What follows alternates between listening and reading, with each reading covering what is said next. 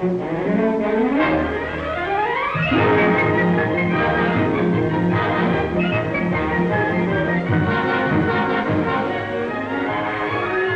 again, in the van of the British Challenge for outright victory at Le Mans, the Jaguars were early arrivals at the scrutineering day. But this year, the team had been reshuffled, and Mike Hawthorn was to be the #1 driver, partnered by 500cc expert Ivor Buer, their racing number 6. The entry was as fully representative of the sports cars of the world as in any previous race. The nationalities of cars and drivers together adding up to nothing short of a United Nations of motor racing.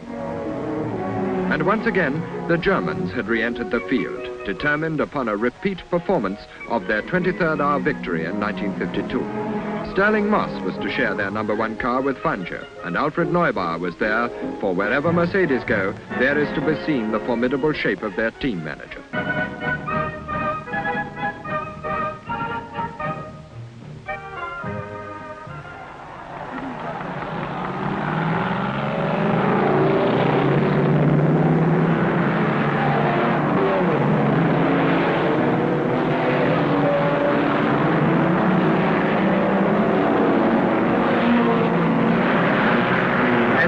Young Castellotti has his Ferrari in the lead from teammate Malioli. Then comes Mike Hawthorn, the American and Belgian entered Jaguars, Peter Collins Aston Martin, the 2-litre Ferrari, Parnell's Lagonda, the Mercs of Levesque and Kling, then Bob Dixon's TR2.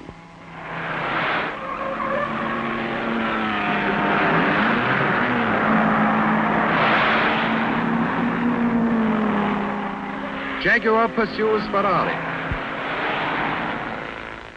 Don Bowman closes on Phil Walters. Macklin settles down to the job and Bob Dixon chases hard.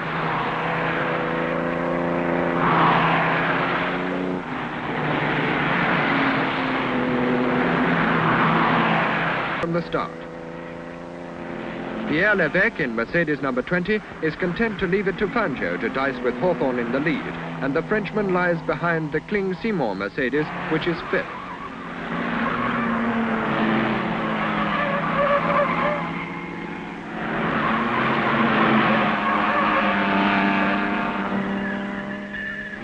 Fangio and Moss make more use of their air brake than the other Mercedes drivers, and their car, which lies second to Hawthorn's Jaguar, is about to lap its 2 teammates.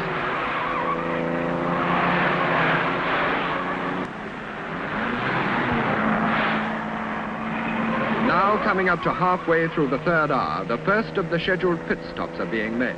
The time, 6:26. Levesque's Mercedes has hit Lance Macklin's Austin Healey. The veteran Frenchman is killed instantly. Macklin escapes by a miracle, but the flaming wreckage of the German car, together with the blast of what appears to be a major explosion, wreaks havoc in the dense crowd of spectators. Drivers, unaware of the magnitude of the disaster, continue with the job in hand. But marshals and mechanics now tackle the tricky task of moving the wreckage of the Healey. For a long time, the Mercedes burns at the roadside. The race has brought with it the worst disaster in motor racing history. Now, Ivor Buer has taken over #6 from Hawthorn, and Stirling Moss has relieved Fangio in #19.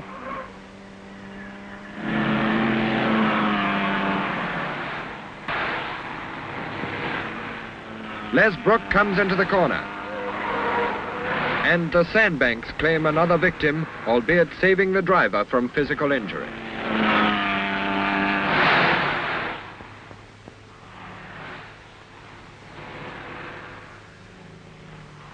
Meantime, at the pits also, fortunes continue to fluctuate as the battle in the classes is well and truly joined. The McAlpine Thompson Connaught was a fancied British challenger in the 1.5-litre group. But after going extremely well initially, the car was destined to be out of the race by midnight. Not so our Mr. Brooks. No doubt recalling the delights of seaside holidays as a child, Leslie puts his back into the sandcastle business.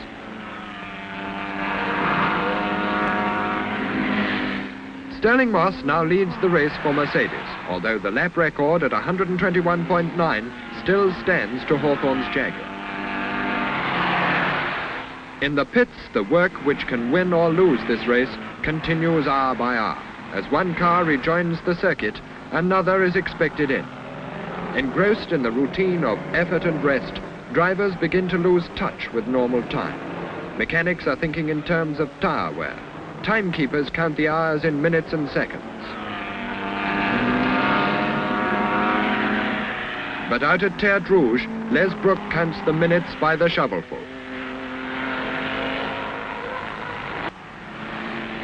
Along with the Mercedes, no fewer than 6 Porsches represent the German industry. This is the car shared by Seidel and Olivier Genderby. By this time, the field is thinning out, and as it does so, the cars in British Racing Green become conspicuous for their reliability. At 9 p.m., Carl Kling is 10th, 25 miles behind Moss. Malioli is 3rd, behind Hawthorn. It's Mercedes, Jaguar, Ferrari, Jaguar, Maserati. A struggle as international as any ever seen at Le Mans, and it's running at record speed.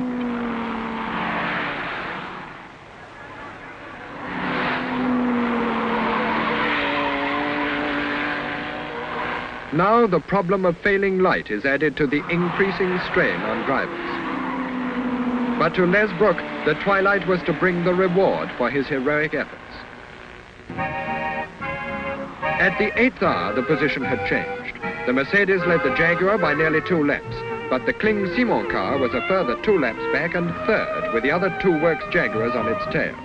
Now Le Mans assumed its midnight gaiety, for even now the vast crowds at the circuit had no idea of the magnitude of the disaster 6 hours before. But at 2 a.m., the Mercedes are withdrawn. At that time, Moss led Hawthorn by a lap and a half, but the Jaguar had a pit stop in hand, and there were 14 hours to go. A race is never over till it's won, and there were further drastic changes in the next 2 hours. The Ferrari challenge ended in anticlimax as one by one they failed. The Bowman-Jewess Jaguar left the road. The Maserati of Valenzano and Musso climbed through the depleted field. As daylight returned to the circuit, the Hawthorn-Buick Jaguar led by 5 laps at 111 miles an hour from the Maserati. 1 lap behind came the Peter Collins Paul Frey Aston Martin, then the Rolt Hamilton Jaguar, which was obviously in trouble. Hawthorn drove on with undiminished mastery. Peter Collins embarked upon a grim pursuit of the Maserati. This was still a motor race with a vengeance. As the morning wore on, Peter Collins' Aston Martin wore down that Maserati challenge. The Italian car was abandoned, and British cars were 1, 2, 3.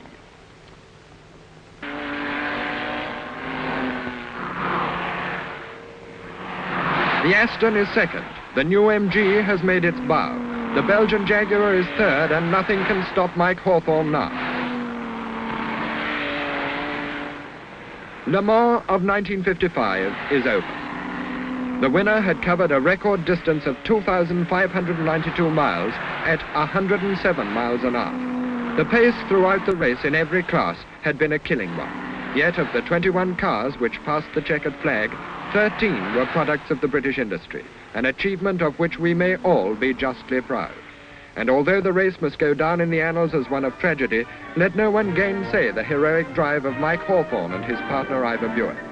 The 3 production model Triumph TR2s had done exactly what they set out to do. Their final placings, 14th, 15th and 19th in the general classification, was no mean achievement against a field made up largely of near single-seater racing cars. In the hands of distinguished drivers, 3 started, 3 finished. And throughout the 24 hours of Le Mans, not one encountered a single mechanical failure of any kind.